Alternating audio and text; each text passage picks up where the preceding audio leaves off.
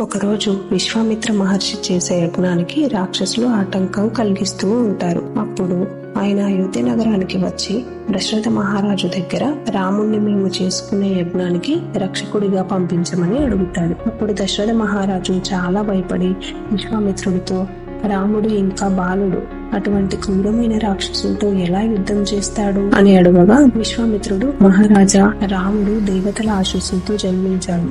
అతడు శక్తివంతుడు, భూభారానికి భారం తీయబోయే యోధుడు.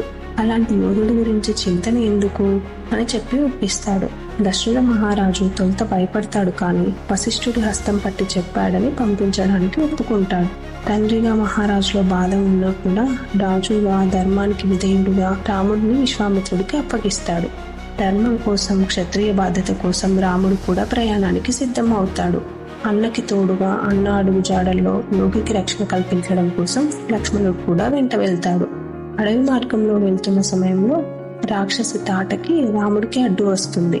అప్పుడు రాముడు తాటకిని సంహారం చేసి రాముని యొక్క ధర్మయాత్రకి మొట్టమొదటి అడుగు వేస్తాడు. ప్రతి అడుగు ధర్మంగా ఉంటే గమ్యం దైవమే అవుతుంది.